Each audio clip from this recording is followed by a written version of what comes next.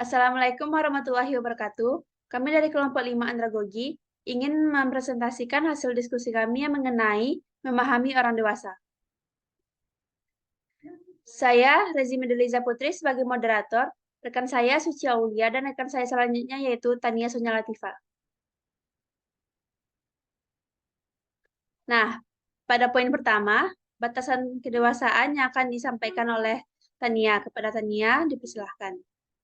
Baiklah, terima kasih kepada moderator. Di sini saya akan menjelaskan batas kedewasaan. Yang pertama, secara biologis, yaitu seseorang yang telah mengalami kedewasaan dalam aspek fisik.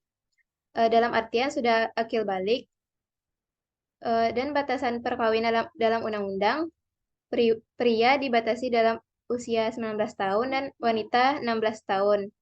Dan karakter pribadi yaitu kematangan dan tanggung jawab. Yang kedua, secara sosiologis. Dilihat dari sudut pandang kemandirian dan kematangan secara emosional.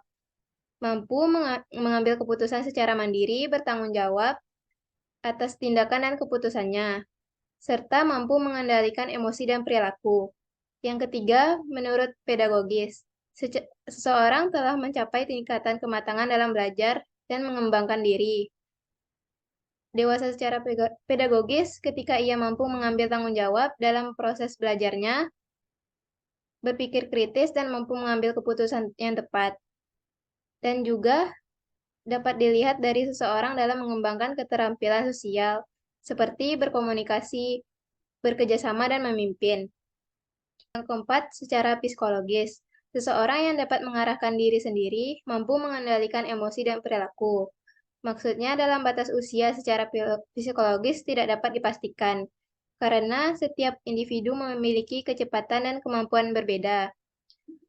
Pendapat sekelompok psikolog mengatakan masa-masa remaja kini panjang karena terjadi pergeseran tuntutan sosial dan perubahan kondisi ekonomi. Yang kelima, secara hukum. Seseorang yang telah dewasa secara hukum dianggap memiliki hak dan kewajiban. Hak dan kewajiban seperti hak memilih, hak memiliki kendaraan, hak memiliki rekening bank, dan lain-lain. Di Indonesia, secara hukum ditetapkan pada usia 18 tahun. Namun terdapat juga perundang-undang yang menetapkan batas usia dewasa pada usia 21 tahun. Sekian dari saya kembalikan ke moderator. Baik, terima kasih. Selanjutnya, poin-poin ciri-ciri fase pengembangan dewasa awal yang akan disampaikan oleh saya sendiri. Yang pertama yaitu kelanjutan dari masa remaja sehingga ciri-ciri masa remaja tidak jauh berbeda dengan perkembangan remaja. Yang kedua, masa perubahan nilai karena ingin diterima pada kelompok orang dewasa, kelompok-kelompok sosial, dan ekonomi orang dewasa. Yang ketiga, puncak dari perkembangan sosial masa dewasa. Yang keempat, penentuan relasi sangat memegang peranan penting. Yang kelima, masa beralihnya pandangan egosentris menjadi sikap yang empati. Yang keenam, masa penyesuaian terhadap pola-pola kehidupan yang baru dan harapan-harapan sosial yang baru. Baik, lanjut kepada fase perkembangan dewasa setengah baya. Yang pertama, masa di mana seseorang mencapai puncak karir dan berhasil dalam hidupnya. Yang kedua, masa di mana seseorang mulai mengalami perubahan fisik seperti menurunnya kekuatan fisik dan kesehatan.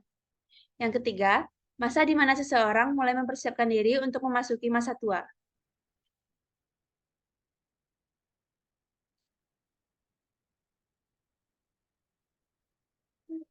Selanjutnya, ciri-ciri fase di perkembangan dewasa akhir. Yang pertama, masa di mana seseorang memasuki masa tua. Yang kedua, masa di mana seseorang mengalami penurunan fisik dan kesehatan. Yang ketiga, masa di mana seseorang mempersiapkan diri untuk menghadapi kematian.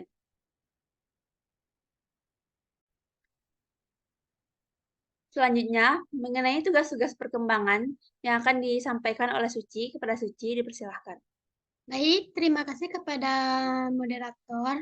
Saya akan menjelaskan tugas-tugas perkembangan pada dewasa awal. Yang pertama, melalui bekerja dalam suatu jabatan, usai menyelesaikan pendidikan SMA, akademik, universitas, umumnya dewasa mudah mendapatkan pekerjaan.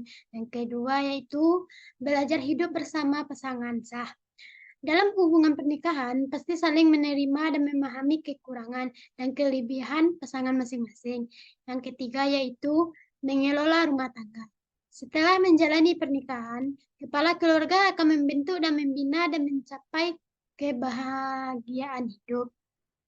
Selanjutnya, tugas-tugas perkembangan masa baya. Mengembangkan aktivitas dan memanfaatkan waktu luang sebaik-baik bersama orang dewasa lainnya, yaitu membantu anak-anak belasan tahun agar berkembang menjadi orang dewasa yang bertanggung jawab. Yang kedua yaitu mengembangkan aktivitas dan memanfaatkan waktu luang sebaik-baiknya, yaitu mencapai tanggung jawab sosial dan kewarganegaraan secara lebih dewasa. Yang ketiga yaitu menyesuaikan diri dengan kehidupan orang berusia lanjut, yaitu mencapai dan melaksanakan penampilan yang memuaskan dalam karir. Selanjutnya yaitu tugas-tugas perkembangan masa akhir. Yang pertama, menyesuaikan hidup dengan penghasilan sebagai pensiun. Yang kedua, membina kehidupan rutin yang menyenangkan. Yang ketiga, menciptakan kepuasan dalam keluarga sebagai tempat tinggal diri di hari tua. Yang keempat yaitu saling merawat sebagai suami istri. Baik, akan saya serahkan kepada moderator.